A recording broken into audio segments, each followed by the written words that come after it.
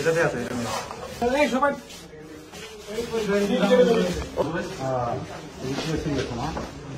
আরো খোলার ব্যবস্থা করেন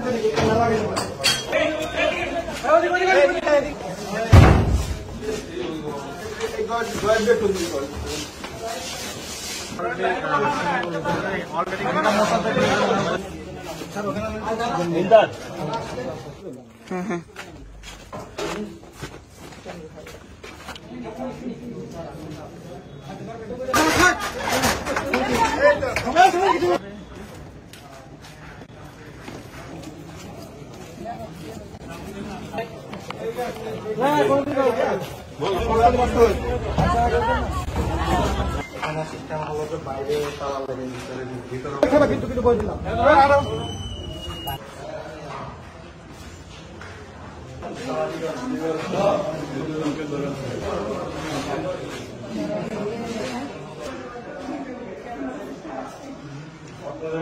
হ্যাঁ, আপনারা জানেন যে কয়েকদিন ধরে আমরা আমাদের কাছে অভিযোগ আসতেছি পর্যটকদের কাছ থেকে, যে পর্যটক এই এলাকায় আসতেছে সেই পর্যটকদের বিপদে পড়তেছে। হয় কেউ আপনার চিন্তা করা হচ্ছে এবং কারো কাছ থেকে মালামাল কেড়ে নেওয়া হচ্ছে, কারো কাছ থেকে ব্ল্যাকমেলিং করা হচ্ছে এই কটেজকে কেন্দ্র করে। এই কটেজের মধ্যে এই এক মাসের মধ্যে এই যে দুটা হত্যাকাণ্ড হয়েছে। এখানে গতকালকে চিন্তা হয়েছে, আজকে 4 থেকে 5টি চিন্তা হয়েছে এবং এর পিছনে একটাই মাত্র কারণ, সেখানে আমরা খেয়াল করলাম এখানে সুড়ঙ্গ রুম রয়েছে। একটা এলাকার মধ্যে সুড়ঙ্গ রুম থাকবে কেন? সেই সুড়ঙ্গ রুম আমরা আবিষ্কার করেছি, নিচে দিয়ে সুড়ঙ্গ দিয়ে ওরা পালিয়ে যায় এবং এখানে অবৈধ অনৈতিক কার্যকলাপের আস্তানা।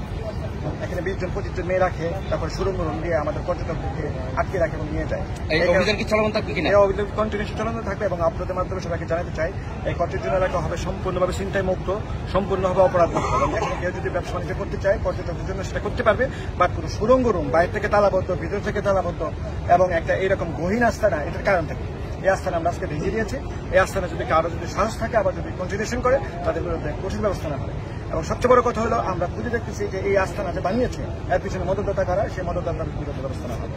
যত ধরনের ট্রল করুক আর যত ধরনের বিরোধিতা করুক এবং যত ধরনেরই আমাদের কাজে বাধা দেয়, কোনো কাজ হবে না। পুলিশ পর্যটকদের নিরাপত্তায় তার অভিযান অব্যাহত রাখবে।